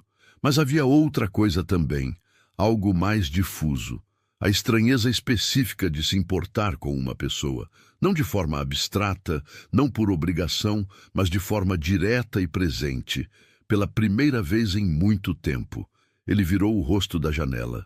Não era o momento para isso. Aquela noite, depois do jantar, que Yasmin havia insistido em preparar ela mesma, dizendo que cozinhar a ajudava a pensar, eles sentaram na varanda dos fundos com chá e o silêncio específico da zona rural mineira à noite. Grilos, vento nas árvores, o latido distante de algum cachorro numa fazenda vizinha. "Você tem medo de como isso vai acabar?" perguntou Yasmin, sem olhar para ele. "De alguns aspectos?" "Sim." "Quais?" Ele considerou. "Perder a empresa. Não porque eu não possa reconstruir. Posso. Mas porque a empresa representa 15 anos de trabalho, centenas de funcionários, projetos que têm valor real, independente do que aconteceu nas margens." Uma pausa. "E há a questão de ser responsabilizado legalmente por algo que eu deveria ter investigado 6 anos atrás e não investiguei. Você vai ser? Há uma probabilidade real. Depende do que o MP federal decidir fazer com a informação de que eu sabia de irregularidades e vendi a empresa em vez de denunciar." Yasmin ficou em silêncio por um momento. "Você sabia que ia enfrentar isso quando decidiu seguir em frente?" "Sabia. E foi assim mesmo." "Sim." Ela virou o rosto para ele. Havia algo diferente nos olhos dela naquele momento. Não a avaliação calculada de sempre, mas algo mais próximo de uma compreensão. "Por quê?" A pergunta era simples e absoluta. Matias ficou olhando para o lago escuro por um momento antes de responder. "Porque há um limite para o que se pode varrer para baixo do tapete e continuar sendo a pessoa que você quer ser." Uma pausa. "Já varri muito. Já preferi não saber. Já escolhi o confortável." Uma pausa mais longa. "E enquanto eu fazia isso, coisas aconteceram que não deveriam ter acontecido, que deixaram consequências reais no mundo." Ele olhou para o ventre dela sem querer demonstrar que estava fazendo isso. Mas Yasmin percebeu. "Não posso continuar varrendo." O silêncio da noite mineira envolveu a varanda. Depois de um tempo, Yasmin disse: "Você vai ser um pai complicado." Havia algo diferente na frase. Não uma crítica, não uma avaliação. Era quase uma abertura. Matias ficou olhando para ela. "Você está me dizendo que quer que eu seja pai. Estou dizendo que ele vai ter um pai complicado de qualquer jeito. Então, é melhor que seja um que pelo menos tenta acertar." Ela se levantou da cadeira com o esforço que era levantar com aquele peso na frente. "Boa noite, Matias." E entrou na casa. Ele ficou na varanda por mais 1 hora, sozinho, ouvindo os grilos e pensando em coisas que não caberiam em nenhuma reunião de conselho que jamais havia presidido. O bebê nasceu antes do prazo. Na madrugada de uma sexta-feira, com 3 semanas e meia de antecedência em relação à data prevista, que os médicos haviam calculado para meados de dezembro, Yasmin acordou às 2 da manhã, com contrações que a doutora Adriana Campos, que havia sido instalada na edícula dos fundos da mansão como parte do arranjo de segurança médica, identificou imediatamente como trabalho de parto ativo. Matias foi acordado por uma das assistentes de enfermagem que Adriana havia trazido consigo. Levou alguns segundos para entender o que estava acontecendo. A sonolência e a desorientação de ser acordado de madrugada, transformando o anúncio numa informação que o cérebro processou lentamente antes de disparar. O parto aconteceu ali mesmo, na mansão, num dos quartos que havia sido preparado como quarto de parto. Adriana havia previsto essa possibilidade desde o início. Um bebê prematuro de alguns dias ou semanas em uma gravidez de alto risco? com uma paciente que havia passado por privação severa, não era uma surpresa, e a estrutura médica que havia sido instalada era adequada para um parto vaginal não complicado. Matias ficou do lado de fora da porta durante todo o trabalho de parto. Não entrou porque Yasmin não pediu para que entrasse. E ele havia aprendido nessas semanas que a fronteira entre o que ela queria e o que ela não queria era uma linha que ele respeitava sem precisar ser lembrado. Ficou sentado numa cadeira no corredor, com as mãos juntas entre os joelhos, ouvindo os sons abafados do quarto, a voz calma de Adriana dando instruções, o esforço contido que às vezes vazava sob a porta. Às 4h42 da manhã, um choro atravessou a parede. Um choro pequeno, indignado, cheio de vida. O tipo de choro que é a primeira declaração de um ser humano ao mundo. Matias ficou muito imóvel. Ouviu os sons do quarto se reorganizarem. Os movimentos, as vozes em tom baixo. Depois a voz de Adriana, mais próxima da porta. "Pode entrar." Ele abriu a porta devagar. Yasmin estava recostada na cama, exausta de uma forma que ultrapassava a palavra cansaço, com aquela exaustão que é também outra coisa, um rendimento, uma entrega. E nos braços dela havia um bebê embrulhado numa flanela branca, pequeno, vermelho, com o rosto amassado da chegada ao mundo e os olhos fechados. Matias parou a 2 passos da cama. Yasmin olhou para ele. Os olhos dela estavam molhados, não de tristeza, mas daquele excesso de presença que às vezes transborda pelos olhos. "É um menino", disse ela. A voz estava rouca, baixa. "Eu sabia que ia ser." Ele ficou olhando para o bebê, para aquele rosto pequeno que estava descobrindo o que é existir. "Como você vai chamar ele?" Perguntou com uma voz que saiu diferente do que costumava sair, mais baixa, menos controlada. "Miguel." Uma pausa. "Miguel Cordeiro." Matias assentiu. Era o nome dela no sobrenome. Era certo que fosse assim. A doutora Adriana estava anotando algo na prancheta do lado oposto do quarto, e a enfermeira organizava o material, e havia movimentação profissional discreta por todo o cômodo. Mas havia também, naquele espaço entre Matias e a cama onde Yasmin segurava Miguel, um momento que existia separado de tudo o mais. Um momento que não era sobre escândalos corporativos, nem sobre consequências legais, nem sobre impérios de biotecnologia ou subsidiárias vendidas ou procedimentos ilegais. Era apenas aquilo, um homem olhando para uma criança que havia chegado ao mundo com seu sangue e que existia como consequência de um conjunto de escolhas. Algumas delas erradas, algumas delas irreparáveis. Uma delas, talvez, ainda a ser feita corretamente. "Você quer segurar ele?" disse Yasmin. Havia algo muito quieto nessa oferta. Não era uma obrigação, era uma pergunta genuína. Matias se aproximou da cama.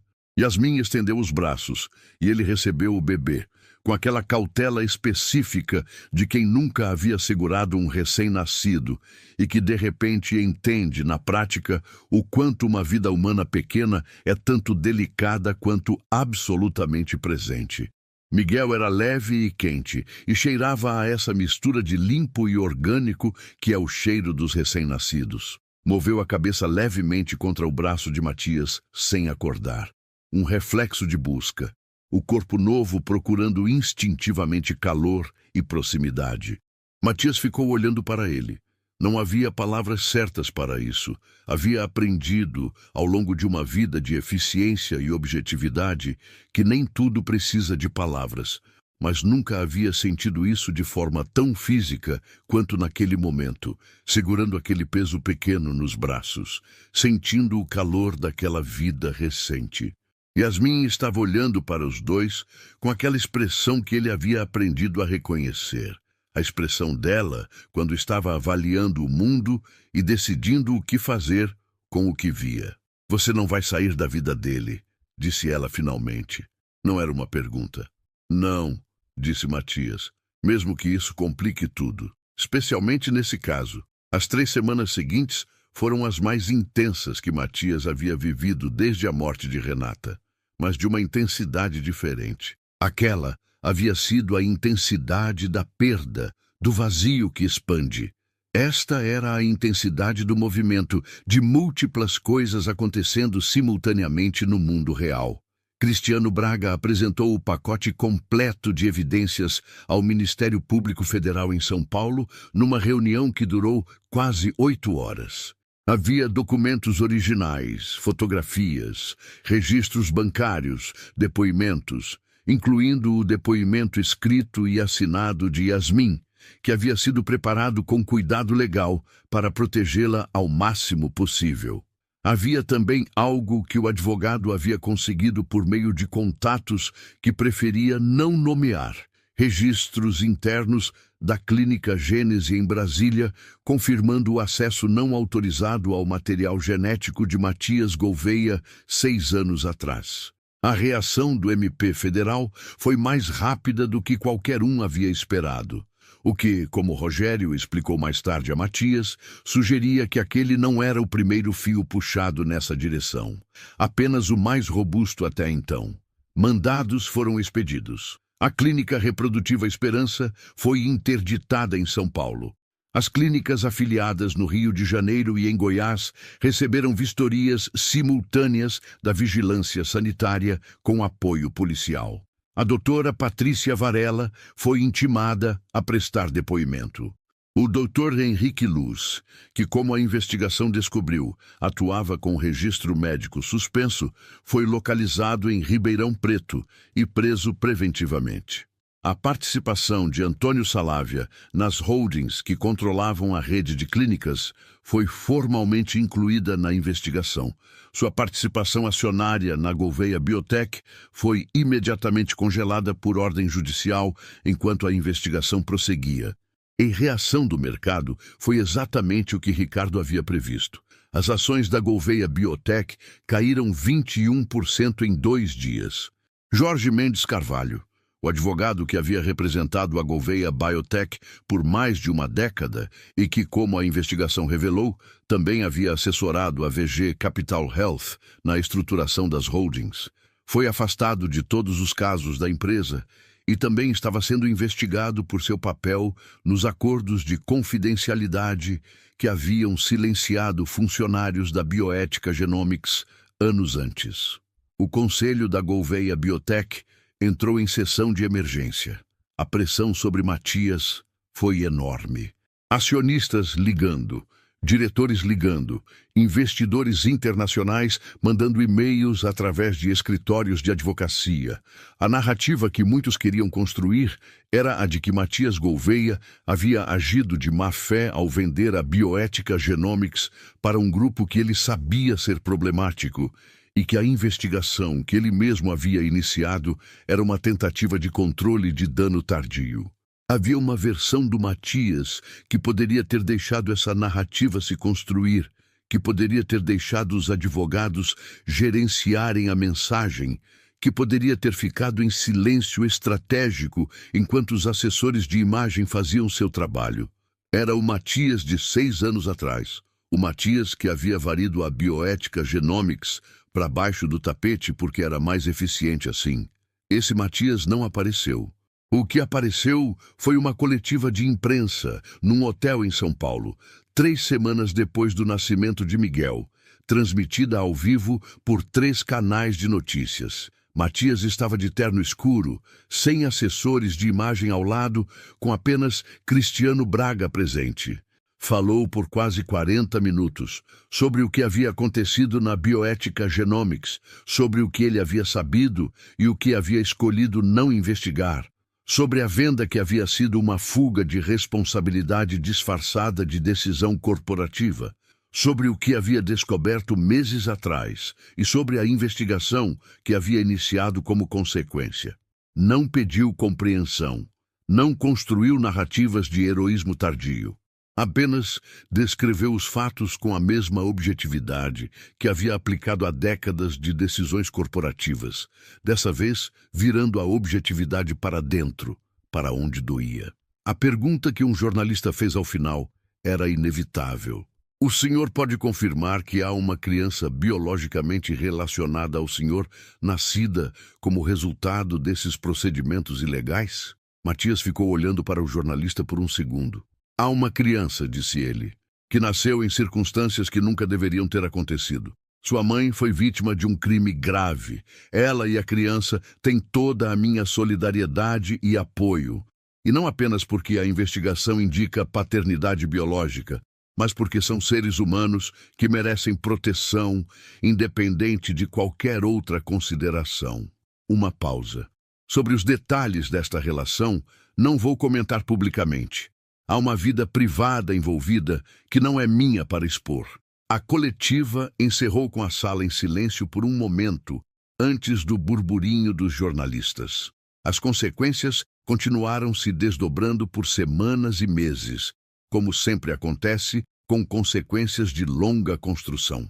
O Conselho da Gouveia Biotech forçou uma reorganização administrativa que retirou poderes de Matias temporariamente, enquanto uma auditoria independente era conduzida.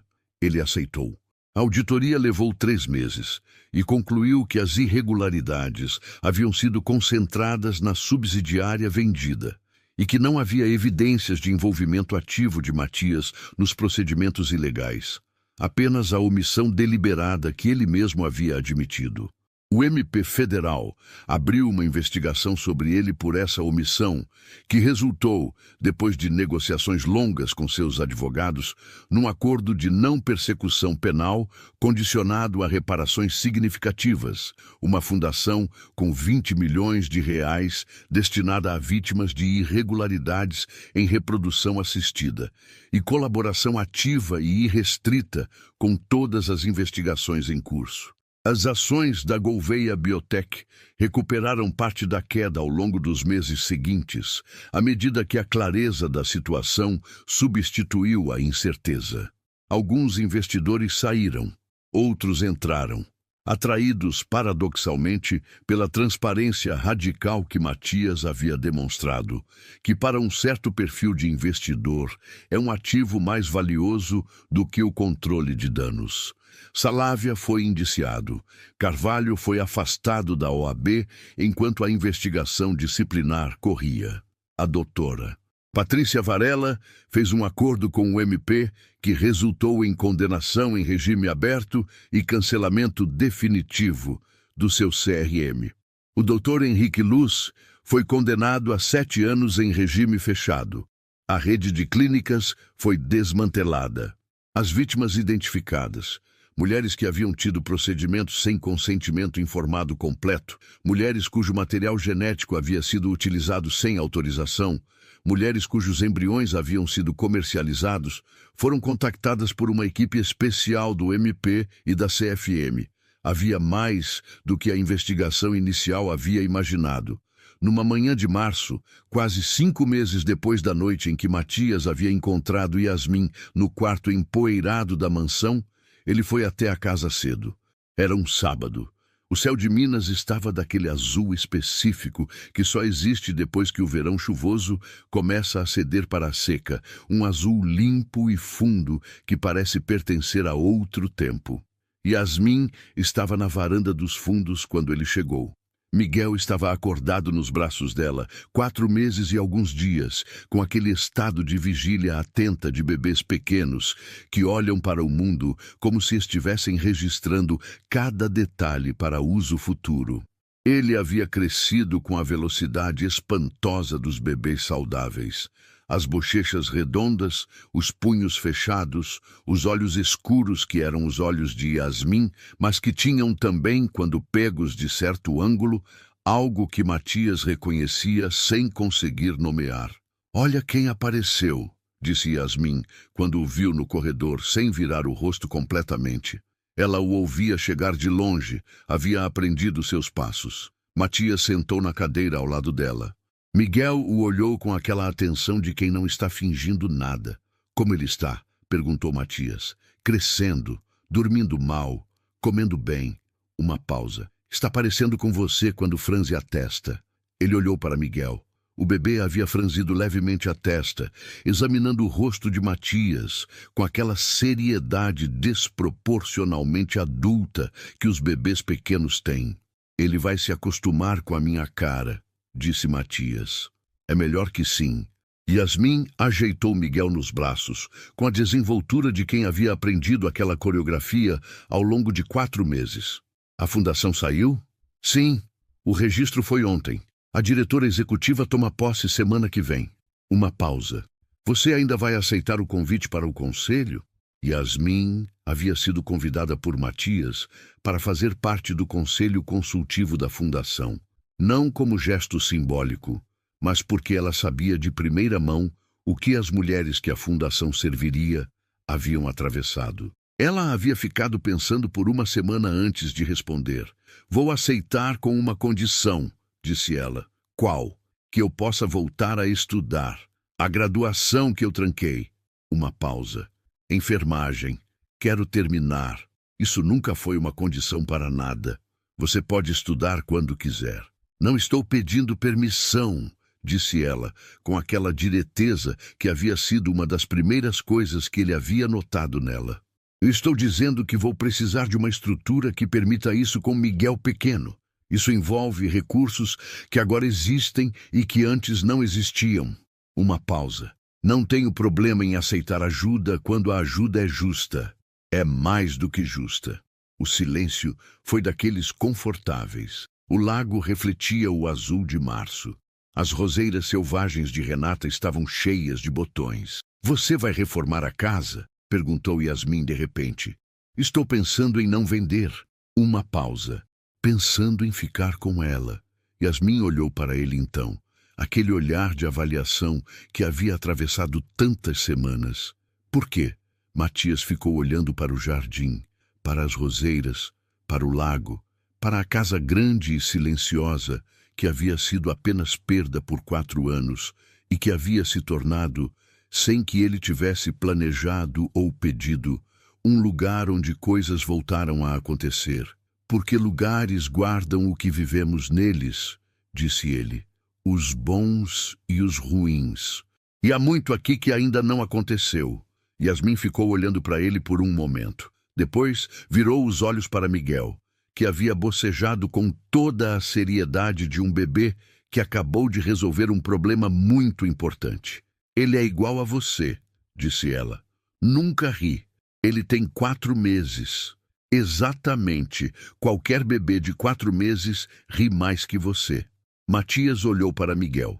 E então, de forma inesperada e involuntária, a forma como as coisas verdadeiras acontecem, sorriu.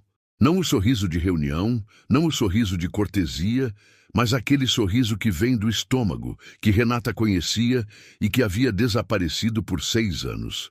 Yasmin viu. Não disse nada. Apenas olhou para a frente, para o lago e as roseiras e o céu de março, com um leve sorriso próprio que ela não deixou crescer demais. Miguel colocou o punhozinho fechado na direção de Matias. Matias ofereceu o dedo. O bebê agarrou. Algumas histórias não terminam, transformam-se. A investigação sobre a rede de clínicas continuou por mais de 1 ano, desdobrando-se em múltiplos processos em diferentes estados, tocando vidas que nunca imaginaram que seus destinos haviam sido alterados sem que soubessem.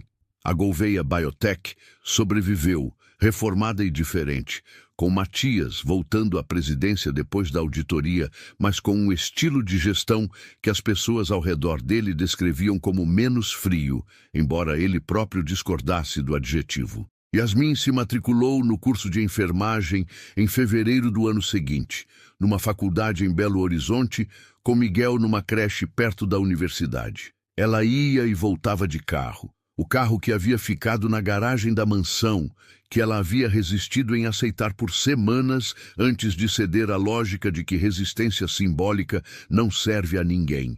Matias reformou a mansão, não para vender, não para transformar em retiro de executivos, mas para habitar. Não de forma permanente logo no início. Ele ainda tinha Brasília, ainda tinha viagens, ainda tinha o aparato de uma vida corporativa que não desapareceria rapidamente. mas a mansão foi entrando no mapa da sua vida como um lugar para onde se vai, não como um lugar que se evita. As roseiras de Renata foram podadas por um jardineiro que Yasmin havia encontrado num anúncio simples numa padaria perto da casa. Um senhor chamado Seu Arnaldo, que tinha 80 anos e mãos que haviam passado décadas em jardins. Ele conhecia roseiras, sabia o que fazer com galhos selvagens que precisavam de forma. Veio numa segunda-feira e ficou a semana toda. Na última tarde da semana de Seu Arnaldo, enquanto ele terminava o trabalho e as roseiras estavam podadas e organizadas com aquela beleza específica das plantas que alguém cuidou de verdade, Matias ficou parado olhando para elas e pensou em Renata. Não com a dor travada de sempre, mas com algo que começava a se parecer com saudade. Saudade é diferente de dor. Dor é o que sente quando a perda ainda é aberta. Saudade é o que sente quando a ferida cicatrizou o suficiente para que o amor que havia lá apareça sem o sangue. Era a primeira vez em 6 anos que ele pensava em Renata e sentia saudade em vez de dor. Ficou parado entre as roseiras por um longo tempo, no fim da tarde, com a luz dourada de Minas caindo sobre os galhos podados e os botões novos. Depois, entrou na casa. Miguel estava acordado no berço do quarto, fazendo aqueles sons de exploração que são o idioma dos bebês que estão descobrindo a voz. Yasmin estava na cozinha e o cheiro de algo cozinhando chegava pelo corredor. Matias passou pelo quarto, parou na porta, olhou para Miguel. O bebê o olhou de volta. Pum, pum, pum, pum. Não era o monitor fetal agora, era apenas o coração, batendo como corações batem, constante e presente, e sem precisar de nenhuma máquina para ser ouvido por quem estava perto o suficiente para escutar. E essa é a história de Matias Gouveia, um homem que construiu um império e foi incapaz de construir um lar, que varreu a verdade para baixo do tapete até que a verdade resolveu aparecer desmaiada no chão do quarto de hóspedes da sua casa abandonada. A história de Yasmin Cordeiro, uma mulher que perdeu tudo menos a coragem de não dobrar, que fugiu de monstros invisíveis com um filho no corpo e encontrou, no lugar mais improvável do mundo, um porto que não sabia que procurava. A história de Miguel Cordeiro, que chegou ao mundo de forma errada, concebido por mãos que não tinham direito, mas que chegou de qualquer jeito com o punho fechado e a disposição de agarrar qualquer dedo que se apresentasse. Porque é assim que a vida funciona, às vezes, não pelos planos, não pelas intenções, mas pelas consequências das escolhas, as ruins e as boas, e pela disposição de olhar para elas de frente quando elas aparecem desmaiadas no chão diante de você. O verdadeiro legado não estava nos laboratórios. Nunca esteve. Fim. Se você chegou até aqui, obrigado de verdade. Você acabou de passar por mais de 2 horas e meia de uma história construída especialmente para você.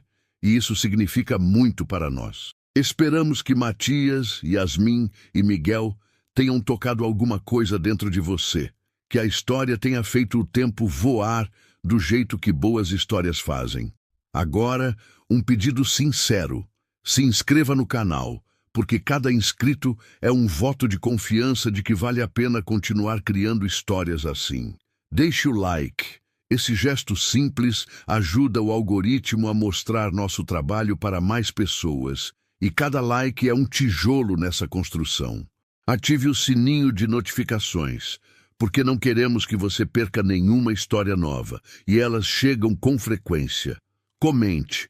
A gente lê todos os comentários. Conta pra gente o que achou, o que te emocionou, o que você teria feito diferente no lugar de Matias. E, principalmente, conta de onde você está assistindo esse vídeo. É incrível saber que essa história chega em tantos lugares diferentes.